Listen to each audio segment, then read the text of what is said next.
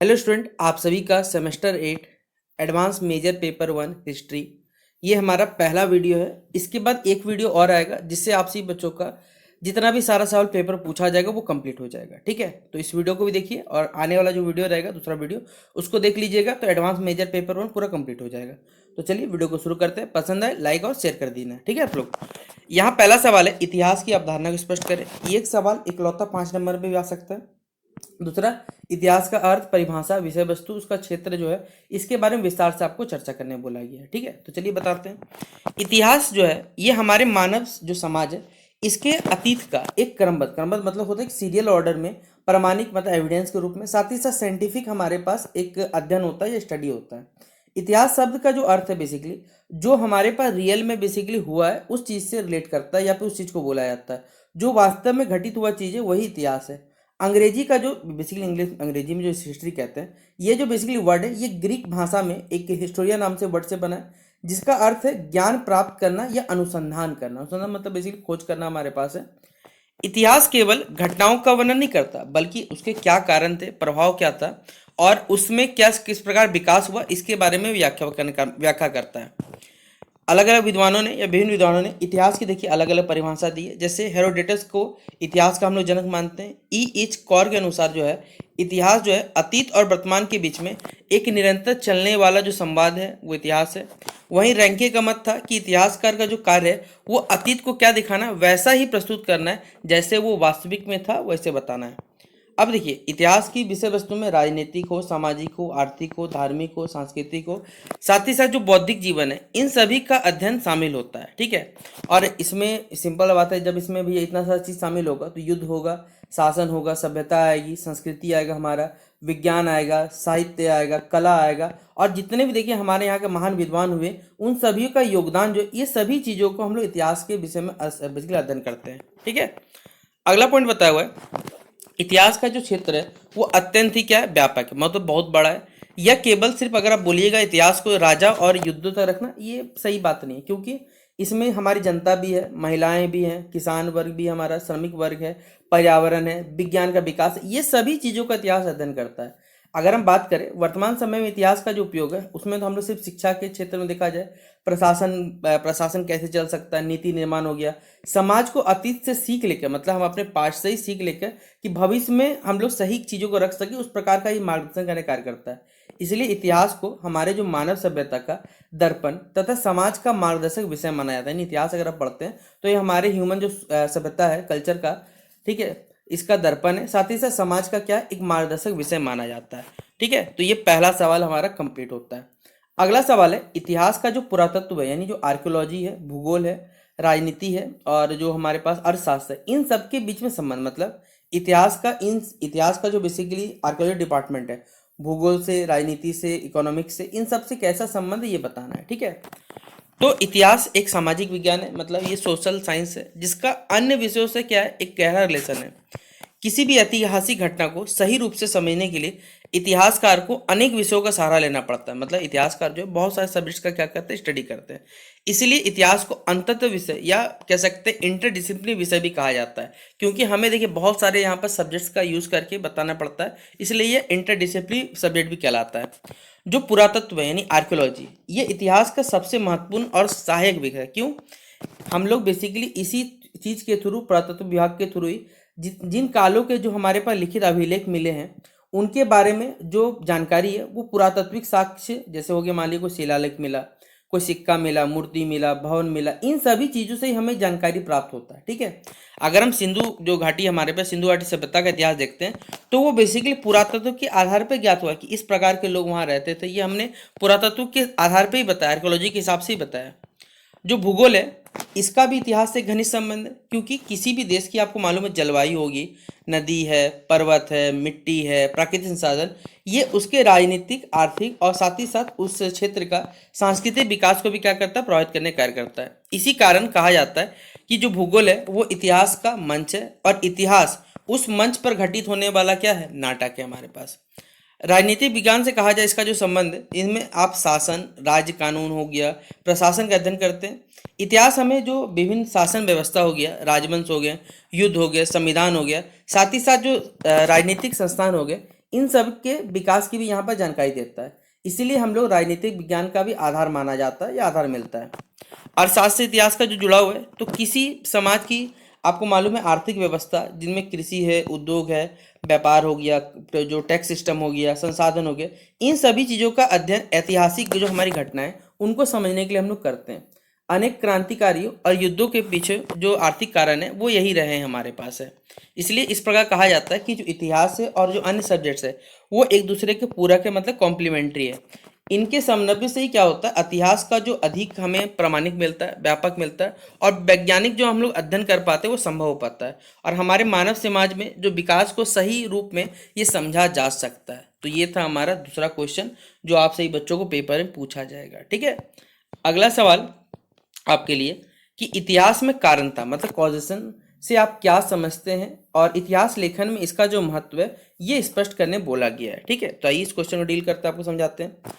इतिहास में कारणता यानी कॉजेशन का अर्थ जो है वो किसी भी ऐतिहासिक घटना के घटित होने के पीछे क्या कारण है उसका अध्ययन करना है हमारे पास। ठीक है, इतिहास केवल यह नहीं बताता कि क्या हुआ, बल्कि यह भी बताता है कि वो क्यों हुआ था, इसके पीछे क्या कारण रहे होंगे और क्या रिजल्ट आया, ये सभी चीज बताता है। प्रत्येक ऐतिहासिक घटना के पीछे एक या बहुत सारे हमारे पास राजनीतिक कारण भी हो सकते हैं, सामाजिक कारण, आर्थिक कारण, धार्मिक कारण, सांस्कृतिक कारण हो सकते हैं। इतिहासकार इन सभी कारणों को क्या करता है, निष्पक्ष विश्लेषण करके, मतलब किसी के साथ ना हो के भैया वो अपने जो सही चीज़ है वो बताने काम करता है, और उस घटना की जो वास्तविक पृष्ठभूमि है उसको यहाँ क्या करता है, प्रस्तुत करने का कार्य करता है। कारणता का सिद्धांत जो है वो इतिहास लेखन का अत्यंत महत्वपूर्ण आधार है, क्योंकि यदि इतिहास में हम सिर्फ अगर घटनाओं का क्रम लिखा जाए तो अगर उनके कारण की व्याख्या नहीं की जाए तो आपको मालूम नहीं चलेगा कि इतिहास भी अधूरा है, हमारे पास क्यों हुआ नहीं पता चलेगा। जैसे 1857 का जो विद्रोह था, केवल कहा जाए ये सैनिक असंतोष का परिणाम नहीं था, बल्कि उस समय अंग्रेजों का जो दमनकारी नीति चल रहा था, आर्थिक शोषण हो, धार्मिक हस्तक्षेप हो, राजनीतिक विस्तारवाद हो, समाज, ये सब कारण थे, सिर्फ एक फैक्टर आप नहीं कह सकते। इसी प्रकार अगर आप जो कह सकते हैं फ्रांसीसी क्रांति है, इसके पीछे आप आर्थिक जो संकट हो गया, सामाजिक असमानता हो गई, ये सभी कारण थे, सिर्फ एक कारण नहीं बोल सकते। इतिहासकार का जो कार्य है ये निर्धारित करना होता है कि किसी घटना का जो मुख्य कारण है वो कौन सा था और कौन से कारण सहायक थे। इसके लिए वो विभिन्न जो स्रोत हो गए, सोर्स हो गए, प्रमाण हो गए, तथ्य हो गए, इन सभी का गहन अध्ययन करता है। कारणता का अध्ययन हमें यह समझने में प्रयास करता है या सहायता करता है कि अतीत की जो घटनाएं वो किन परिस्थितियों में, किन कंडीशन में हुआ, और भविष्य अगर हमसे सीखा जाए तो क्या सीख सकते हैं। इसलिए कहा जाता है कि कारणता जो है इतिहास लेखन की आत्मा है। इसके बिना जो ऐतिहासिक घटनाएं उनको सही रूप से विश्लेषण करना, उनका मूल्यांकन करना और उनकी व्याख्या करना ये पॉसिबल नहीं हो पाता। ठीक है, तो ये था हमारा तीसरा क्वेश्चन। अगला क्वेश्चन है सामान्यीकरण या जनरलाइजेशन क्या होता है, इसका उद्देश्य क्या होता है, इसकी आवश्यकता क्या है, इसके उपयोग क्या है, और इसका जो स्रोत होता है इसके बारे में विवेचना करने बोला गया है। ठीक है, तो सामान्यीकरण का अर्थ है अनेक ऐतिहासिक तथ्य, ठीक है, यानी बहुत सारे तथ्य जिनमें घटनाएं हैं, प्रमाण, इन सभी चीजों का अध्ययन कर कर एक कॉमन कंक्लूजन या सिद्धांत हमें स्थापित करना, ये इसका मतलब होता है। ठीक है, इतिहासकार किसी भी घटना के आधार पर निष्कर्ष नहीं निकालते कि किसी खास घटना पे, ऐसा नहीं है, बल्कि अलग अलग स्रोत हो गए, अलग अलग घटनाएं, इनकी तुलना करके, कंपैरिजन करके एक व्यापक यानी बड़े लेवल पे यहाँ पर जो निष्कर्ष है, समरी, वो बताने कार्य करते हैं। इस प्रकार सामान्यीकरण जो है इतिहास को केवल घटनाओं का संग्रह नहीं करता, बल्कि उसका एक हमारे पर विश्लेषणात्मक और व्याख्यात्मक जो विषय है ये भी बनाने का कार्य करता है।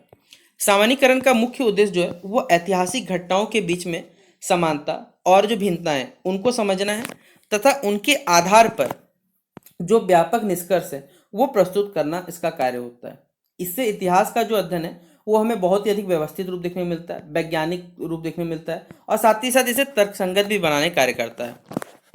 यह विद्यार्थी वर्ग को और जो शोध करता है उनको हमारी अतीत की जो घटनाएं उनको बेहतर तरीके से, आप अच्छे तरीके से वो समझ सके, इसमें ये हेल्प करता है।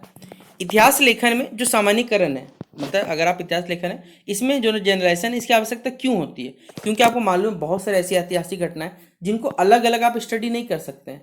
इसीलिए सभी का कॉमन निष्कर्ष निकाल के हम लोग क्या करते हैं, इतिहास का किसी युग का, समाज का, सभ्यता का, इसका जो प्रमुख विशेषता है इसको ये स्पष्ट करके बता सकता है। इसका उपयोग जो हमारे विभिन्न अलग संस्कृति हो गई, क्रांति हो गई, युद्ध हो गए, सामाजिक जो परिवर्तन है, इन सब से तुलना किया जाता है, और उनके विकास क्रम को समझने में क्या किया, समझने में ये हेल्प करता है हमारे पास। सामान्यीकरण के जो प्रमुख स्रोत हैं उनमें है अभिलेख आते हैं हमारे पास, शिलालेख मिलते हैं, पुरातात्विक जो अवशेष मिल गए हमारे पास है, साहित्य है, सरकारी मालिक को डॉक्यूमेंट मिल गया, यात्रा वृत्तांत हो गया, सिक्का है, जो समकालीन लेख, ये सभी चीज़ें शामिल होती है। इतिहासकार इन सभी स्रोतों का क्या करता है, एक आलोचनात्मक अध्ययन करके एक निष्कर्ष निकालने का कार्य करता है। इसलिए कहा जाता है कि सामान्यीकरण जो है इतिहास लेखन का एक महत्वपूर्ण उपकरण है, जो तथ्य को अर्थपूर्ण रूप में क्या करता है, मीनिंगफुल रूप में प्रस्तुत करता है और इतिहास को अधिक स्पष्ट, उपयोगी और साथ ही साथ वैज्ञानिक बनाने का कार्य करता है। तो ये हमारा चौथा नंबर क्वेश्चन कंप्लीट होता है।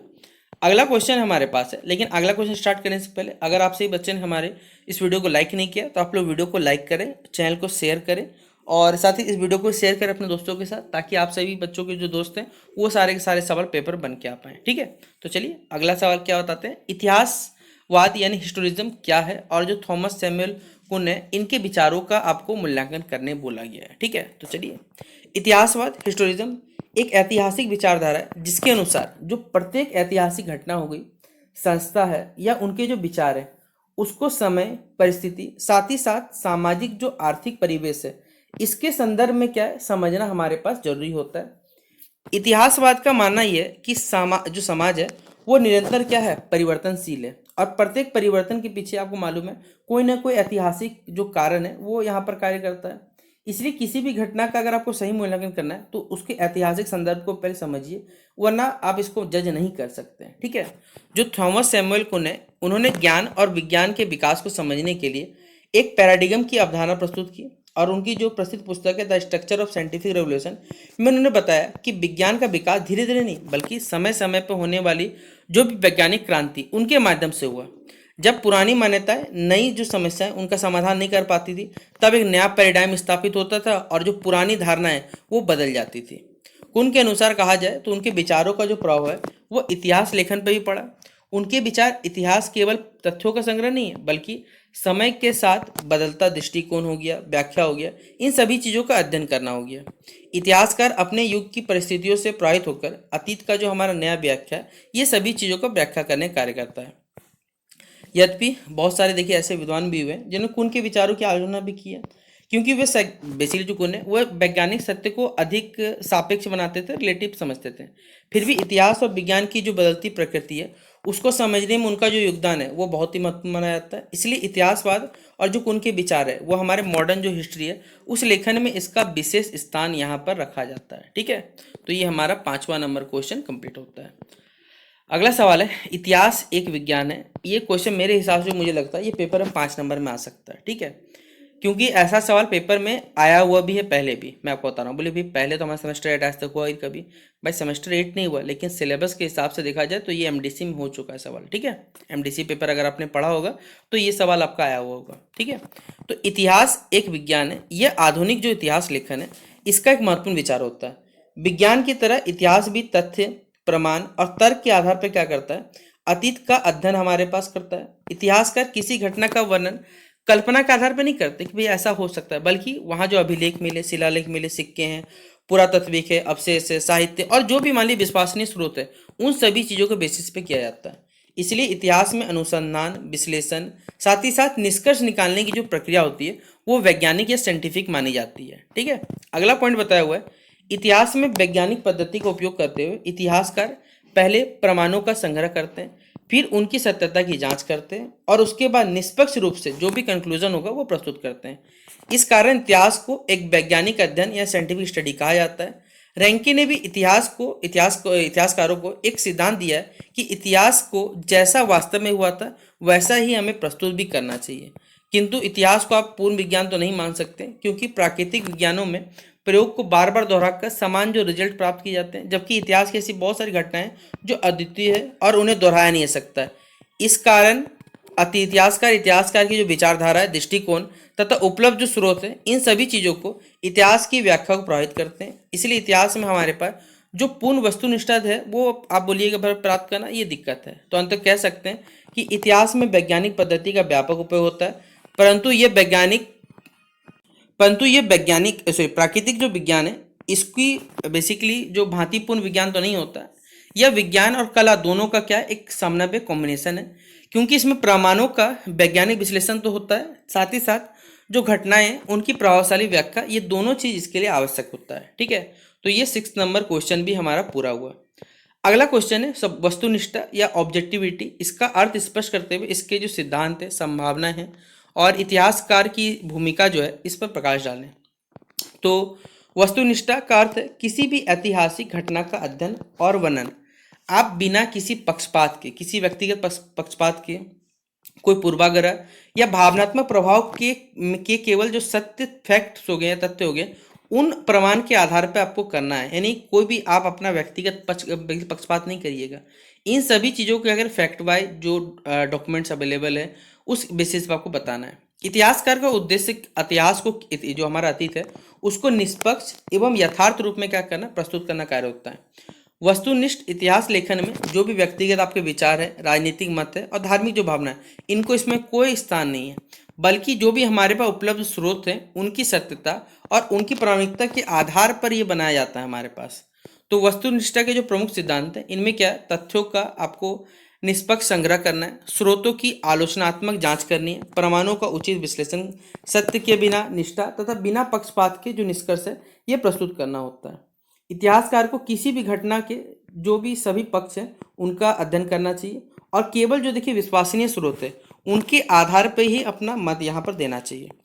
इतिहास में पूर्ण जो वस्तुनिष्ठता है वो प्राप्त करना कठिन माना जाता है, क्योंकि प्रत्येक इतिहासकार देखिए अपने अपने समय, समाज, विचारधारा, अनुभव से प्रभावित होता है। उपलब्ध हमारे पास देखिए जो भी स्रोत हैं वो कभी कभी अधूरे होते हैं, पक्षपातपूर्ण होते हैं, फिर भी एक योग्य जो साहित्यकार है उसका निष्पक्ष या दृष्टिकोण अपनाकर अधिकतम जो वस्तुनिष्ठा वो प्राप्त करने का प्रयास करता है हमारे पास। ठीक है, इतिहासकार की जो भूमिका है वो अत्यंत ही महत्वपूर्ण होती है। वो केवल घटनाओं का वर्णन नहीं करता बल्कि जो विभिन्न स्रोत है उनका परीक्षण करता है, तुलना करता है, विश्लेषण करके सत्य के निकट पहुंचने का प्रयास करता है। उसका कर्तव्य यह है कि वो कल्पना या व्यक्तिगत मत के स्थान पर जो प्रमाण होंगे उसके बेसिस पर इतिहास को प्रस्तुत करे। इस प्रकार वस्तुनिष्ठता जो है इतिहास लेखन का एक महत्वपूर्ण आधार है जो इतिहास को विश्वसनीय, प्रामाणिक और जो वैज्ञानिक है ये बनाने का काम करता है। ठीक है, 7 नंबर क्वेश्चन पूरा हुआ। लास्ट क्वेश्चन है हमारे आज के इस वीडियो का, क्योंकि टोटल 15 क्वेश्चन है। आज के इस वीडियो में 8वां हो जाएगा, नेक्स्ट वीडियो में 7 क्वेश्चन और जो एमसीक्यू पूछे जाएंगे वो भी नेक्स्ट वीडियो में आपका हो जाएगा कंप्लीट। ठीक है, तो प्रत्यक्षवाद या पॉजिटिविज्म क्या है और ऑगस्ट कॉम्टे के जो प्रत्यक्षवादी दर्शन है इसकी प्रमुख विशेषताओं की चर्चा करनी है। ठीक है, तो क्या है प्रत्यक्षवाद, पॉजिटिविज्म के बारे में बात करें तो एक दार्शनिक विचारधारा है जिसके अनुसार जो वास्तविक ज्ञान है वो आप केवल उन तथ्यों के माध्यम से प्राप्त होता है जिन्हें प्रत्यक्ष अनुभव, अवलोकन और जो वैज्ञानिक पद्धति द्वारा प्रमाणित किया सके। इस विचारधारा के हिसाब से कहा जाए तो जो प्रवर्तक है ऑगस्ट कॉम्टे, जिन्हें हम लोग बेसिकली समाजशास्त्र का जनक भी कहते हैं, उन्होंने सिद्ध किया कि समाज और इतिहास का अध्ययन भी हम लोग प्राकृतिक विज्ञान की भांति क्या कर सकते हैं, वैज्ञानिक ढंग से इसका अध्ययन किया जा सकता है। अगस्त कॉम्टे के अनुसार से कहा जाए तो किसी भी विषय का अध्ययन काल्पनिक, अंधविश्वास या धार्मिक मान्यताओं के आधार पर नहीं बल्कि उसका निरीक्षण करे, परीक्षण करे, तर्क के आधार पर होना चाहिए। उन्होंने मानव ज्ञान के विकास को 3 अवस्थाओं के सिद्धांत में बांटा है, जिनमें बेसिकली धार्मिक अवस्था, दार्शनिक अवस्था और जो वैज्ञानिक या प्रत्यक्षवादी अवस्था इस रूप में बांटा है। उनके अनुसार मानव समाज का जो सर्वोच्च विकास है वो वैज्ञानिक अवस्था में हो पाता है, जहां निर्णय हमारे पास केवल प्रमाण और जो फैक्ट्स होते हैं उसके आधार पर यहाँ पर बेस्ड होता है। प्रत्यक्षवादी जो है वो इतिहासकार ऐतिहासिक घटनाओं की व्याख्या, जो भी हमारे प्रामाणिक स्रोत मिले, अभिलेख है, शिलालेख है, सिक्के हैं, दस्तावेज, इस बेसिस पर वो अध्ययन करते हैं। वे इतिहास को वैज्ञानिक, निष्पक्ष और साथ ही साथ वस्तुनिष्ठ बनाने पर बल देते हैं। हालांकि देखिए प्रत्यक्षवाद का यहाँ आलोचना भी हुआ। आलोचकों का मत है कि इतिहास आप सिर्फ तथ्यों का संग्रह नहीं है बल्कि आप इसमें व्याख्या भी जरूरी है। इतिहासकार की दृष्टि और जो सामाजिक परिस्थिति है इसमें इतिहास लेखन को प्रभावित किया जाता है। फिर भी इतिहास लेखन में वैज्ञानिक पद्धति है, प्रमाण के महत्व को बल दिया जाता है। वस्तुनिष्ठ दृष्टिकोण को स्थापित करने में जो प्रत्यक्षवाद है इसका सिद्धांत जो है या योगदान जो है हमारे पास अत्यंत ही महत्वपूर्ण माना जाता है। और इस प्रकार ये क्वेश्चन नंबर 8 भी आपका कंप्लीट होता है आज के इस वीडियो का। तो आप सभी बच्चे इस वीडियो को आप लोग कंप्लीट कर लीजिए, अच्छे से पढ़ लीजिए। 15 मार्क्स 5 मार्क्स वाला कंप्लीट हो जाएगा। नेक्स्ट वीडियो में जो बचा कुचा इंपॉर्टेंट क्वेश्चन रहेगा आपके सिलेबस के हिसाब से 1 मार्क्स, 5 मार्क्स और 15 मार्क्स है वो भी आपको मिल जाएगा। तो एडवांस मेजर पेपर 1 का ये वीडियो आप लोग अपने दोस्तों को शेयर करें और आपका पेपर है बेसिकली, पेपर से पहले सारे के सारे सवाल को पढ़ लीजिए अच्छे से। बेस्ट हिसाब से बच्चों हमारे तब से मिलते हैं नेक्स्ट वीडियो पे। जय हिंद और जय भारत।